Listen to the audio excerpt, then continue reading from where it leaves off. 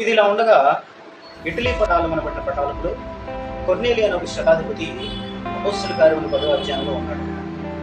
ఈ శతాధిపతి ఒక రోజున ప్రార్థన చేస్తూ ఉండగా దేవదూత వచ్చి అతనితో మాట్లాడింది. కొర్నేలి అని పిలుచుకు అన్నాడంట. చిత్తం ప్రభువా, ఏంటో చెప్పయ్యా అని అడిగాడు. నీ ప్రార్థనలు నీ ధర్మ కార్యములను దేవుని సన్నిధికి జ్ఞాపకార్థముగా చేరినవి కాబట్టి నీవు యొప్పేలో నివాసం ఉంటుండగా సీమోనుని చర్మకారుని దగ్గర నివసిస్తూ ఉన్న పేతురు దగ్గరికి కొంతమంది మనుషులను పంపించు, అతన్ని ఇంటికి పిలిపించుకొని అతడు చెప్పే మాటలు వినుమన్నాడు. దేవుని యొక్క దూత చెప్పినట్లుగా ఒక సైనికులు పిలిచాడట. వారికి సంగతులని వారికి తెలియజేసి వారిని ఇంటికి పంపించి పగలు 12 గంటల యజ్ఞం వచ్చానం కూడా భోజన సమయం కింద అందరూ భోజనం సిద్ధం చేస్తూ ఉండగా పేతురు గారు చెప్తే నేను కాసేపు ప్రార్థన చేసుకుంటాను మీదకి ఎక్కి ప్రార్థన చేస్తూ ఉండగా ఆత్మవశుడై పరవశుడయ్యాడంట. అతనికి ఒక దర్శనం కలిగింది. ఈ దర్శనం ఏంటి అని అంటే ఆకాశంలో నుంచి 4 చెంగులు పట్టి ఉన్న ఒక దుప్పటి కిందకు తెచ్చుబడి ఉందంట.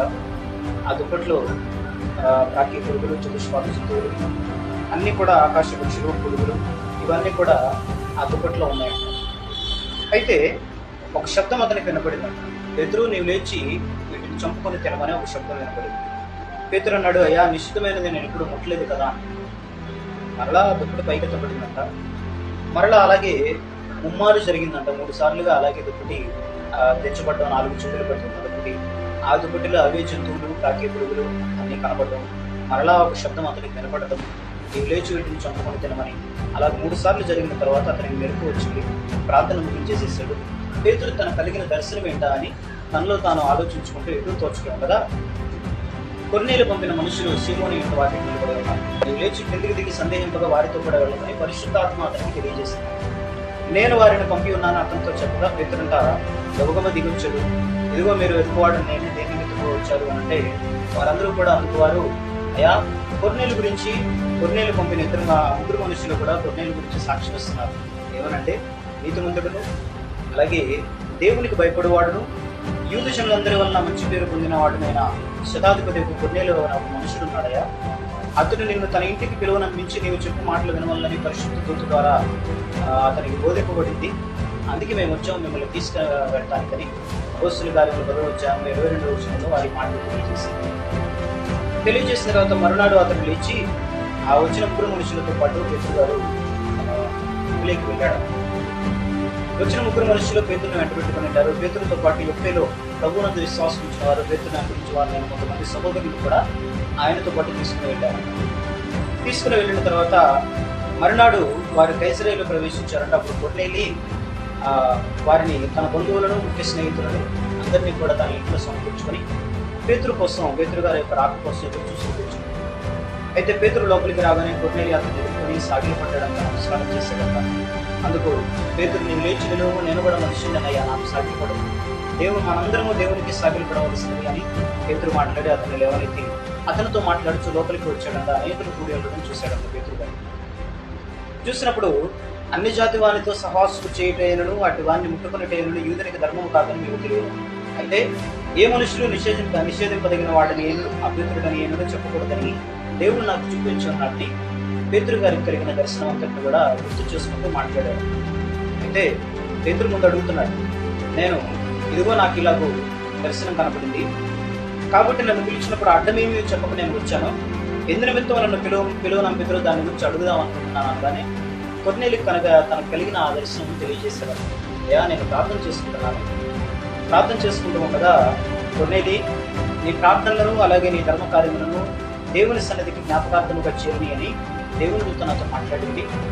ఎవ్వైకు నీ దగ్గర ఉన్న మనుషులను పంపించి పేతురు అనే మారుపేరు గల సీమోను పిలిపించుకో. అతను సీమోను అనే చర్మకారుని దిగి ఉన్నాడు. అతని దగ్గర నివాసం నివసిస్తున్నాడు. అతను పిలిపించుకొని అతను చెప్పే మాటలు వినమని దూత నాతో చెప్పగా, ఇదిగో నా దగ్గర ఉన్న మనుషులు మీ దగ్గరికి పంపించాను. ఇదయ్యా జరిగిన సంగతి అని అన్నాడు. పేతురు కూడా తనకు కలిగిన దర్శనం అంతటిని కూడా కొర్నేలికి తెలియజేశాడు. ఇప్పుడు పేతురు గారు అంటున్నాడు 34వ అధ్యాయంలో, దేవుడు పక్షపాతి కాడని నిజముగా నేను గ్రహించుతున్నాను. ప్రతి జనములోనూ ఆయనకు భయపడి నీతిగా నడుచుకున్న వాటిని ఆయన అంగీకరించడు. యేసుక్రీస్తు అందరికీ ప్రభు. ఆయన ద్వారా దేవుడు సమాధానకరమైన స్వార్థను ప్రకటించి ఇశ్రాయేలీయులకు పంపిన వర్తమానం మీద ఎరుగుదు అని యోహాను బాప్తిసం ఇచ్చాడు. ఆ యోహాను చేత బాప్తిసం పొందిన నజరేయుడైన యేసే ఆయనే దేవుని కుమారుడే అన్నాడు. ఆ పరిశుద్ధాత్మతోనూ శక్తితోనూ దేవుడు ఆయన అభిషేకించాడు. దేవుడు ఆయన తోడే ఉండను కనుక ఆయన మేలు చేయొచ్చు అపవాది చేత పీడిపబడిన వారిని అందరినీ కూడా స్వస్థపరుస్తూ సంచరించాడు. ఆయన యూదుల దేశంలో యెరూషలేమునందు చేసిన వాటికంటికి మేమే సాక్షులము. ఆయనను వారు రానును వేలాడదీసి చంపిరి. దేవుడు ఆయనను 3వ దినమున లేపాడు. ప్రభువైన యేసుక్రీస్తుని గురించి పేతురు గారు చూసిన వాటిని, విన్న వాటిని అన్నిటిని కూడా కొద్దిగా తెలియజేశాడు. వారందరూ కూడా ప్రభువైన యేసుక్రీస్తు యొక్క సువార్తని పేతురు గారి ద్వారా విని ఆ సువార్తను నమ్మారంట.